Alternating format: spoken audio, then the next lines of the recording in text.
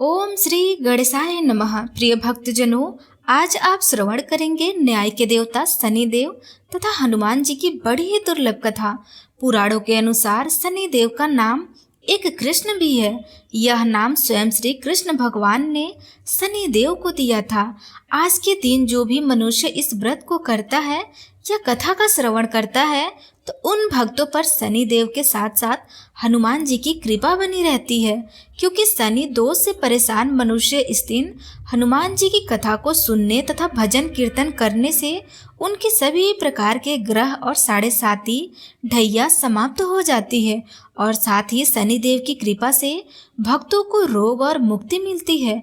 तो प्रिय भक्तजनों, आइए श्रवण करते हैं दुख दरिद्र को दूर करने वाली शनिदेव की बड़ी ही दुर्लभ कथा। किसी गांव में एक बहुत ही विद्वान ब्राह्मण रहते थे। एक दिन रात्रि में उसने सपने में देखा कि एक नीला वस्त्र पहने हुए बहुत ही दिव्य पुरुष उसे कह रहे हैं कि हे ब्राह्मणता, मैं तुझे लगूंगा। अब देखिए, यह सपना उस ब्राह्मण को रोज दिखाई देता था। इससे वह परेशान हो गया और दुबला पतला होने लगा। उसका स्वास्थ्य बहुत ही गिरने लगा। एक दिन उसकी पत्नी ने कहा कि मैं आपको कितना अच्छे से खिलाती पिलाती हूँ, मेवे मिश्री खिलाती हूँ, दूध मलाई खिलाती हूँ, अच्छा भोजन आहार पकाकर खिलाती हूँ, फिर भी आप इतने दुबले पतले क्यों होते जा रहे हैं? इसका क्या कारण है?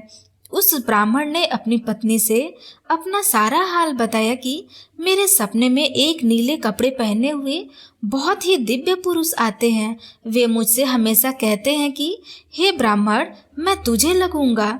अब यही सोचकर मुझे भूख प्यास नहीं लगती है और मैं दुबला होता जा रहा हूँ। तब ब्राह्मणी ने कहा, हे पतिदेव, मुझे लगता है कि आपको शनि भगवान दर्शन देते हैं। आपके ऊपर शनि की दशा शुरू होने वाली है, इसलिए आपको वे सचेत करते हैं। अवश्य ही वे शनि महाराज ही होंगे। अब की बार जब दिखे तो आप उनसे कहिएगा कि आप मुझे सिर्फ सवा पहर ही लगना। प्रिय भक्तजनों, उसी दिन जब रात्रि होती है तो ब्राह्मण फिर से सोता है और उसके सपने में शनि भगवान दर्शन देते हैं और कहते हैं कि हे ब्राह्मण, आज मैं तुम्हें लगूंगा।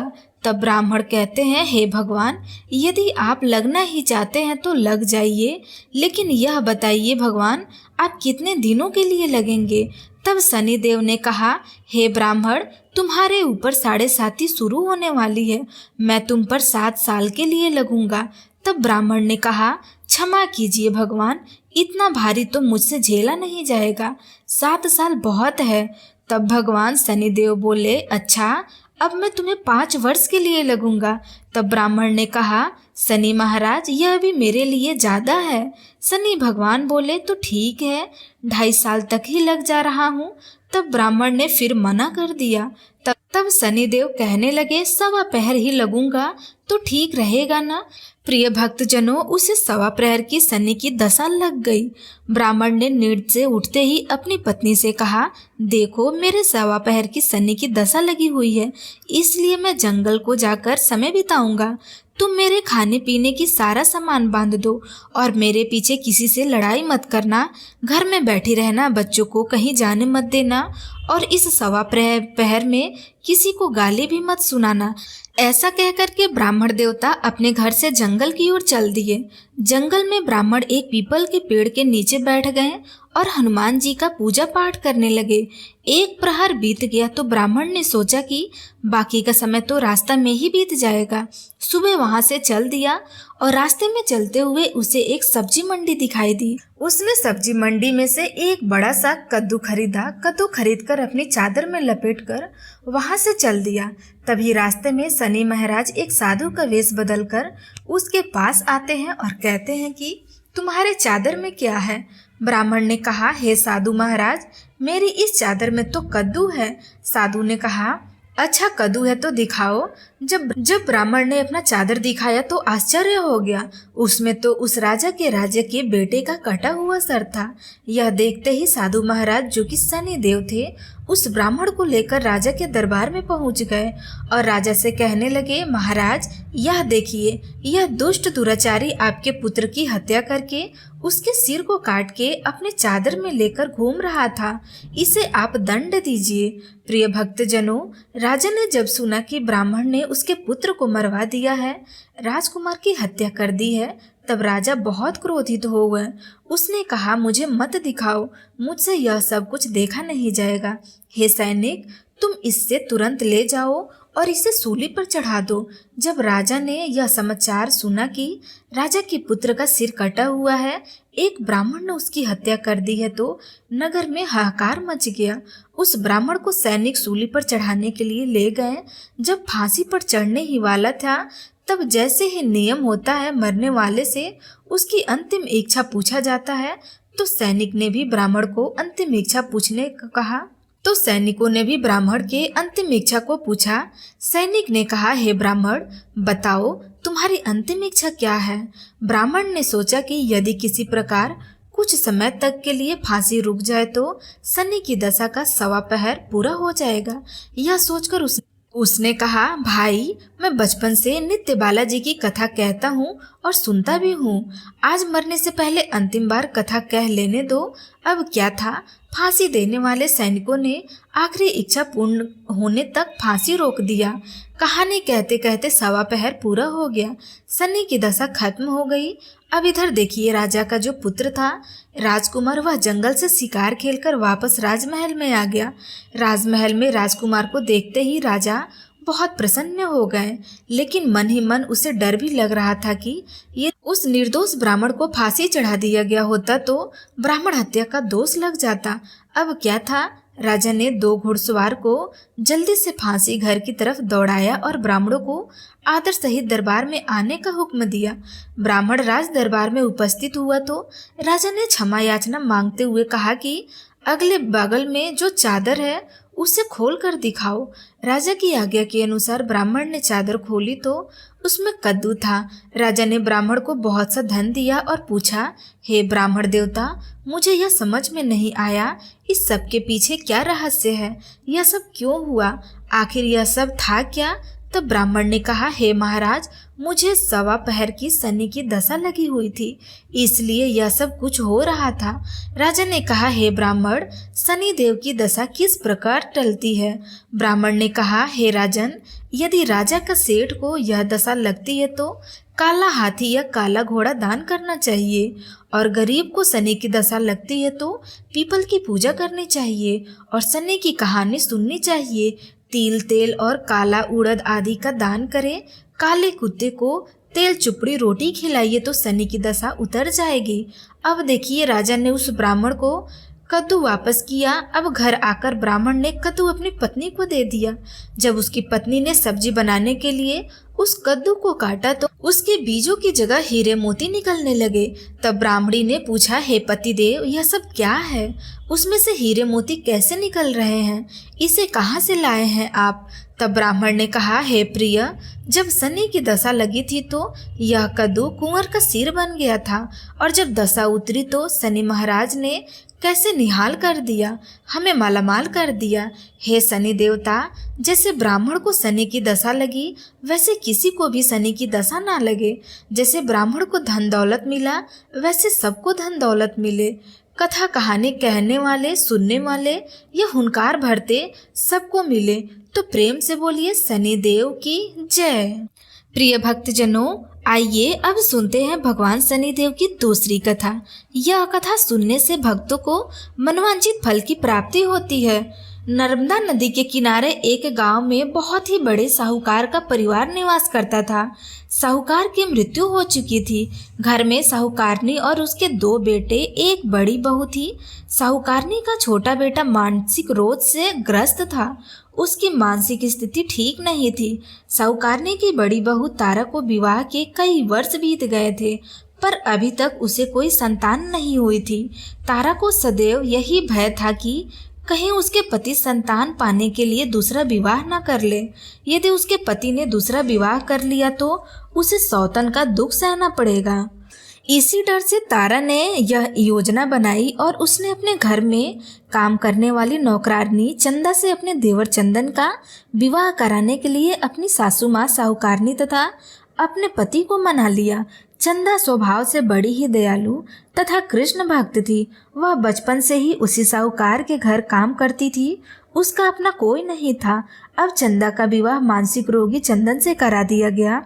कुछ साल बाद चंदा ने एक सुंदर पुत्र को भी जन्म दिया, किंतु चंदा की जेठानी तारा ने चंदा का बच्चा छीन लिया और उसे घर से धक्के मारकर बाहर निकाल दिया और तारा ने अपने पति को भी अपने पक्ष में कर लिया। बेचारा चंदन तो मानसिक रोगी था, वह कर ही क्या सकता था और वह साहूकारनी चाहकर भी कुछ नहीं कर सकी। प्रिय भक्तजनों, यह तो तारा की चाल थी। उसने तो कभी चंदा को अपनी देवरानी माना ही नहीं था। वह तो सिर्फ चंदा से उसका बच्चा लेना चाहती थी ताकि उसे पाल पोस कर अपना नाम दे सके। अब देखिए, चंदा के बार बार रोने गिड़गिड़ाने पर भी तारा नहीं मानी और उसे उस गांव से निकाल दिया। अब चंदा गांव-गांव भटकने लगी। भटकते भटकते वह कृष्ण जी के एक पुराने मंदिर में जा पहुंची। वहीं पर उसने प्रभु से न्याय की गुहार लगाई। वह अपना सर भगवान की चौखट पर पटकने लगी और लगातार ओम कृष्णाय नमः मंत्र का जाप भी करती रही। प्रिय भक्तजनों, उस स्त्री की करुणा पुकार न्याय के देवता शनिदेव ने सुनी तथा भगवान श्री कृष्ण के आदेश से तुरंत चंदा के पास उपस्थित हो गए और साधारण मनुष्य का रूप धारण करके उसे अपने आप को कष्ट ना पहुंचाने के लिए कहा और कहा कि हे बहन, तुम भगवान श्री कृष्ण पर विश्वास रखो और ओम श्री कृष्णाय नमः मंत्र का जाप प्राप्त करती रहो। तुम्हारा अवश्य ही कल्याण होगा। तुम्हारे जो भी दुख हैं सब भगवान श्री कृष्ण हर लेंगे और शनिदेव की कृपा से तुम्हारा मंगल होगा। यह सुनकर चंदा भगवान श्री कृष्ण की आराधना में लग गई और शनिदेव का ध्यान करते हुए ओम कृष्णाय नमः मंत्र का जाप करने लगी। अब शनिदेव एक साधु का वेश बदलकर साहूकार के घर पहुंच गए और अलख निरंजन का अलख जगाने लगे। तब घर से बाहर साहूकारनी निकली और उसने भिक्षा देकर उन्हें प्रणाम किया। तब साधु रूपी शनिदेव ने कहा, हे देवी, मैंने सुना है आपके घर में कोई मानसिक रोगी है। मैंने 7 सालों से हिमालय के जंगल में भटकते हुए बहुत ही दुर्लभ जड़ी बूटी इकट्ठा की है जो हर प्रकार के रोगों को समाप्त कर देती है। यदि आप कहो तो मैं आपके घर में मारिच को ठीक कर सकता हूँ। प्रिय भक्तजनों, उस साहूकारनी ने कहा, हे महात्मा, अहो भाग्य जो आप यहाँ पधारे। हाँ महाराज जी, मेरा छोटा बेटा जो कि दिमागी रूप से बीमार है, आप उसे ठीक कर दीजिए। आप जो चाहेंगे वह मैं आपको दूंगी। आइए, घर के अंदर आइए। साहूकारनी ने अपने बेटे चंदन को साधु महाराज को दिखाया जो अब चंदा के चले जाने से बहुत ही दुखी था। साधु महाराज ने अपने कमंडल से जल निकालकर उसे अभिमंत्रित करके चंदन को पीने के लिए दिया।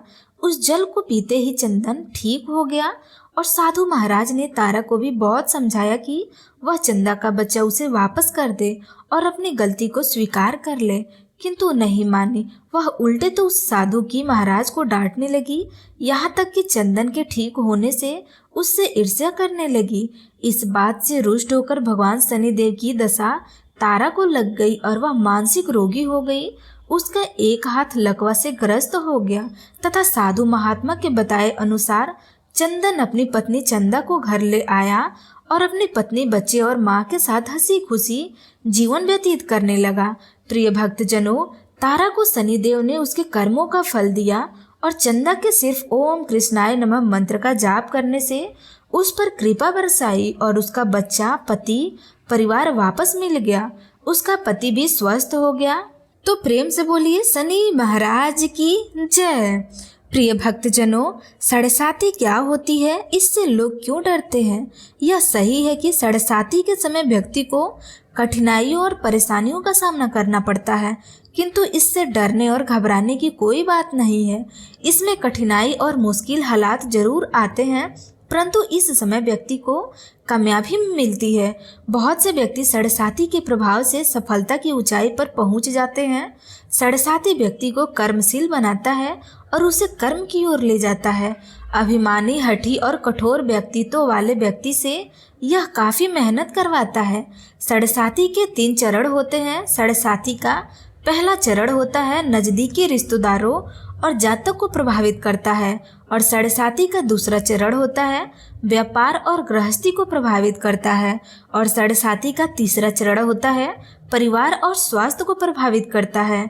भगवान शनिदेव न्याय के देवता है। यह कभी भी किसी को ऐसे ही दंड नहीं देते हैं।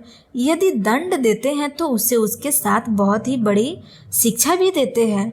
जैसे एक माता अपने पुत्र की गलती पर उसे दंड देती है उसकी भलाई के लिए, उसे सही मार्ग पर जाने के लिए, ठीक वैसे ही शनिदेव कर्म और न्याय के पथ पर चलने के लिए मनुष्य को दंड देते हैं, ताकि वह डरकर आगे ऐसा कार्य ना करे और अपने जीवन को सरल और सार्थक बनाए। भगवान शनिदेव तो न्याय की मूर्ति हैं। इनकी पूजा और भक्ति करके व्यक्ति धन ऐश्वर्य से संपन्न हो जाता है और सफलता की नई ऊंचाइयों को छूता है, जीवन में तरक्की करता है, घर में सुख समृद्धि वैभव का आगमन होता है और व्यक्ति का जीवन बड़ा ही सुखमय हो जाता है। शनिदेव भगवान को प्रसन्न करने के लिए शनिवार के दिन पीपल के पेड़ के नीचे शाम को दिया अवश्य जलाएं और कुत्ते को तेल से चुपड़ी रोटी खिलाएं। शनिवार को जल में तिल डालकर पीपल को चढ़ाएं। इससे शनिदेव अत्यंत प्रसन्न होते हैं और ओम कृष्णाय नमः मंत्र का भी जाप करें। अब आप सुनिए हनुमान जी की एक पौराणिक कथा। पौराणिक कथा के अनुसार बहुत समय पहले की बात है। एक साहूकारनी थी, उसका बेटा और बहू थे। पति की मृत्यु युवावस्था में ही हो गई थी और इस तरह उस साहूकारनी का रोज का नियम था, वह हनुमान जी के मंदिर में जाती और साथ में हलवा पूरी और चूरमा बनाकर ले जाती और हनुमान जी से कहती, कांधे सोटे लाल लंगोटे, हनुमान जी खायो चूरमे और रोटी, मैंने तुम्हें दिया जवानी में, तुम मुझे देना बुढ़ापे में। अब क्या था, पूजा करने के बाद वह साहूकारनी अपने घर आती तो उसकी बहू बोली, सासू जी तुम चूरमा रोटी लेकर कहाँ जाती हो? रोज वह साहूकारनी बोली, मैं बालाजी के मंदिर में जाती हूँ। वह बोली, मंदिर में तो जाती हो आप, हमें तो लगता नहीं है आप अपने खाने के लिए रोज चूरमा और हलवा बनाती हो और चोरी चुपके जाकर कहीं खा लेती हो। प्रिय भक्तजनों, सास अपनी बहू की बातें सुनती है तो भी कुछ नहीं बोलती है और उसका मन बड़ा ही दुखी हो जाता है। उसे यह दुख होता है कि वह भगवान की भक्ति करती है और उसकी बहू उसे चटोरी कह रही थी। अब क्या था, दुख के मारे वह जाकर अपने कमरे में सो जाती है। सोते सोते 5 दिन हो गए। हनुमान जी सपने में आए और बोले, हे साहूकारनी, तूने तो जवानी में दिया है, मैं तुझे बुढ़ापे में देता हूँ। साहूकारनी बोली, हे हनुमान जी, आज तो आप मुझे खाने के लिए दे देंगे, लेकिन रोज कौन देगा? हनुमान जी बोले, हे साहूकारनी, मैं तुम्हें रोज दूंगा। अब क्या था, हनुमान जी की महिमा देखिए। उन्होंने साहूकारनी के लिए चूरमा रोटी हलवा पूरी दिया। साहूकारनी चुपचाप चूरमा रोटी खा लेती है। इसी प्रकार 5-6 दिन बीत जाते हैं। धीरे धीरे बहू के घर से अचानक अनाज इत्यादि खत्म होने लगते हैं। इसके पास कुछ नहीं रहता, सब चीज में घाटा पड़ गया। बहू ने सोचा, सास को 7 दिन हो गए, मैंने तो उन्हें खाने को कुछ भी नहीं दिया, देखूं तो कैसी है। अब देखिए, बहू अपनी सास के कमरे में जाकर देखती है तो उसने क्या देखा कि उसकी सास तो अच्छी भली मोटी ताजी है। बहू बोली, सासू जी, मैंने तुम्हें खाने को कुछ भी नहीं दिया और तुम क्या खाती हो कि इतनी स्वस्थ और मोटी ताजी हो? सास बोली, मुझे तो हनुमान जी मीठी मीठी हलवा और रोटी दे जाते हैं, मैं वही खाती हूँ। अब क्या था, बहू सास के पैरों में गिर गई। उसे पछतावा हुआ। वह बोली, हे सासू माँ, हम तो तुम्हारे भाग्य का खाते हैं, हमारे घर में तो कुछ भी नहीं रहा। मैंने आपको खाना नहीं दिया, मैंने आपकी भक्ति में झूठा समझा, आपको चटोरी समझा, इसलिए भगवान ने मुझे दंड दिया है। 7 दिन के अंदर ही हमारे घर से अनाज धन इत्यादि समाप्त हो गया। हे सासू माँ, अब आप ही सब कुछ संभालो, मुझे अपनी भक्ति पर विश्वास हो गया। आपके हनुमान जी को भोग लगाया जवानी में और हनुमान जी ने आपको वही भोग बुढ़ापे में लौटाया है। आपका पेट भरा हुआ, हनुमान जी की महिमा अपार है। कोटि कोटि प्रणाम है प्रिय भक्तजनों। अब क्या था, उस सास ने खुशी खुशी घर की सारी जिम्मेदारियां संभाल ली और सास यानी कि वह साहूकारनी हनुमान जी को रोज चूरमा रोटी हलवा पूरी खिलाया करती, हलवा पूरी चढ़ाया करती थी। फिर घर में बहुत बरकत हुई और खूब धन धान्य आने लगा। हे हनुमान जी महाराज, हे बालाजी महाराज, जैसे आपने उस साहूकारनी को दिया वैसे सबको देना, सबके घर में अन्य धन से भंडार भरे भरे रखना, सबका भला और मंगल करना। इस कथा कहानी को कहने सुनने वाले तथा हुंकार भरने वाले सभी को देना। प्रिय भक्तजनों, आइए बजरंग बली की जयकारा लगाते हैं, तो प्रेम से बोलिए बजरंग बली हनुमान जी की जय। प्रिय भक्तजनों, अब आइए सुनते हैं एक दूसरी कथा, मंगल देवता की कथा। एक नगर में एक वृद्ध रहती थी, उसका एक ही पुत्र था। उस वृद्धा की हनुमान जी पर बहुत गहरी आस्था थी। वह हर मंगलवार का व्रत रखती थी और हनुमान जी की पूजा आराधना करती थी। एक बार हनुमान जी ने अपनी भक्तिन से वृद्ध महिला की श्रद्धा का परीक्षा करने का विचार किया।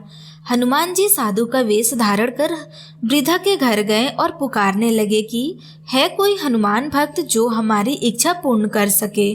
तब आवाज उस वृद्धा के कान में पड़ी। इस पुकार को सुनकर वृद्धा जल्दी से बाहर आई और साधु को प्रणाम करके बोली, आज्ञा महाराज। हनुमान वेशधारी साधु बोले, मैं भूखा हूँ, भोजन करूँगा, तुम थोड़ी सी जमीन लीप दो। वृद्धा दुविधा में पड़ गई, अंततः हाथ जोड़कर बोली, हे महाराज, लिपने और मिट्टी खोदने के अतिरिक्त आप कोई दूसरी आज्ञा दे, मैं अवश्य पूर्ण करूंगी। साधु ने 3 बार प्रतिज्ञा कराने के बाद कहा, तो अपने बेटे को बुला, मैं अब उसकी पीठ पर आग जलाकर भोजन बनाऊंगा। यह सुनकर वृद्धा घबरा गई, परंतु वह प्रतिज्ञाबद्ध थी। उसने अपने पुत्र को बुलाया, साधु को सौंप दिया। साधु वेशधारी हनुमान जी ने वृद्ध के हाथों से ही उसके पुत्र को पेट के बल लटाया और उसकी पीठ पर आग लगा दी। आग जलाकर दुखी मन से वृद्धा अपने घर में चली गई। इधर भोजन बनाकर साधु ने वृद्धा को बुलाकर कहा कि उसका भोजन बन गया है, तुम अपने पुत्र को पुकारो ताकि वह भी आकर के भोग लगा ले। इस पर वृद्धा बोली, उसका नाम लेकर मुझे और कष्ट ना दीजिए। लेकिन जब साधु महाराज नहीं माने तो वृद्धा ने अपने पुत्र को आवाज लगाई। वह अपनी माँ के पास आ गया और अपने पुत्र को जीवित देखकर वृद्धा को बहुत आश्चर्य हुआ। वह साधु के चरणों में गिर पड़ी। तब हनुमान जी अपने वास्तविक रूप में प्रकट हुए और वृद्धा को भक्ति का आशीर्वाद दिया। तो प्रेम से बोलिए शंकर भगवान की जय, बजरंग बली की जय। प्रिय भक्तजनों, अब सुनिए हनुमान जी की तीसरी कथा। पौराणिक कथा के अनुसार ऋषि नगर में केशव दत्त नाम का एक ब्राह्मण अपनी पत्नी सावित्री के साथ रहते थे। केशव दत्त के घर में धन संपत्ति की कोई कमी नहीं थी। नगर में सभी केशव दत्त का सम्मान करते थे, लेकिन केशव दत्त संतान नहीं होने के कारण बहुत चिंतित रहते थे। दोनों पति पत्नी हर मंगलवार को हनुमान जी की पूजा करते, विधिवत मंगलवार का व्रत करते हुए वर्षों बीत गए थे। ब्राह्मण बहुत निराश हो गए, लेकिन उन्होंने व्रत करना नहीं छोड़ा। कुछ दिनों बाद केशव दत्त हनुमान जी की पूजा करने के लिए जंगल में चले गए। उसकी पत्नी सावित्री घर में रहकर मंगलवार का व्रत करने लगी। दोनों पति पत्नी पुत्र प्राप्ति के लिए मंगलवार का विधि पूर्वक व्रत करने लगे। सावित्री ने अगले मंगलवार को व्रत किया, लेकिन किसी कारणवश उस दिन सावित्री हनुमान जी को भोग नहीं लगा सकी और उस दिन यह सूर्यास्त के बाद भूखी सो गई। काम की अधिकता के कारण उससे यह भूल हो गई थी। अगले मंगलवार को हनुमान जी को भोग लगाए बिना उसने भोजन करने का प्रण कर लिया। अब क्या था, 6 दिन तक भूखी प्यासी रही। 7वें दिन मंगलवार को सावित्री ने हनुमान जी की पूजा की, लेकिन तभी भूख प्यास के कारण सावित्री बेहोश हो गई। हनुमान जी ने उसे अपने सपने में दर्शन देते हुए कहा, उठो पुत्री, मैं तुम्हारी पूजा से बहुत प्रसन्न हूँ, तुम्हें सुंदर और सुयोग्य पुत्र होने का वर देता हूँ। यह कहकर के हनुमान जी अंतर्ध्यान हो गए। उसी समय सावित्री ने उठकर हनुमान जी को भोग लगाया, स्वयं भोजन किया। हनुमान जी की अनुकंपा से सावित्री ने एक सुंदर शिशु को जन्म दिया। मंगलवार को जन्म लेने के कारण उस बच्चे का नाम मंगल प्रसाद रखा गया। अब देखिए कुछ दिनों बाद सावित्री का पति केशव दत्त घर लौट आया। उसने मंगल प्रसाद को देखा तो सावित्री से पूछा, यह सुंदर बच्चा किसका है? सावित्री ने प्रसन्न होते हुए कहा कि मुझे हनुमान जी के दर्शन दिए हैं, और पुत्र प्रदान करने की सारी कथा अपने पति से कह सुनाई। लेकिन केशव दत्त को अपनी बातों पर विश्वास नहीं हुआ। उसके मन में पता नहीं कैसे यह कलुपित विचार आ गया कि सावित्री ने उसके साथ विश्वासघात किया है। अपने पापों को छुपाने के लिए सावित्री झूठ बोल रही है। केशव दत्त ने उस बच्चे को मार डालने की योजना बनाई। एक दिन केशव दत्त स्नान करने के लिए कुएं पर गया। मंगल प्रसाद भी उसके साथ था। केशव दत्त मौके देखकर मंगल देव के कुएं में फेंक दिया और घर आकर बहाना बना दिया कि मंगल तो कुएं पर मेरे साथ पहुंचा ही नहीं था। केशव दत्त के इतना कहने के ठीक बाद मंगल दौड़ता हुआ घर में आ गया। केशव दत्त मंगल को देखकर बुरी तरह हैरान हो गए। उसी रात हनुमान जी ने केशव दत्त को सपने में दर्शन देते हुए कहा, हे केशव दत्त, तुम दोनों के मंगलवार के व्रत से प्रसन्न होकर पुत्र जन्म का वरदान मैंने ही दिया था, फिर तुम अपनी पत्नी पर शक क्यों करते हो? उसी समय केशव दत्त ने अपनी पत्नी सावित्री को जाकर उससे क्षमा मांगते हुए स्वप्न में हनुमान जी के दर्शन की सारी कहानी सुनाई। केशव दत्त ने अपने बेटे के हृदय से लगाकर बहुत प्रेम किया। उस दिन के बाद सभी आनंद पूर्वक रहने लगे। मंगलवार का विधिवत व्रत करने से केशव दत्त के सभी कष्ट दूर हो गए।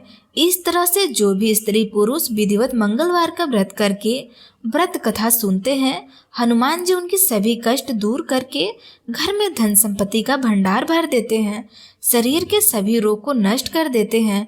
तो प्रेम से बोलिए बजरंग बली हनुमान की जय। ओम नमः शिवाय। आप सभी पर शनिदेव और हनुमान जी की कृपा सदा बनी रहे। आज की कथा पसंद आई हो तो वीडियो को लाइक करके चैनल को सब्सक्राइब अवश्य करिए।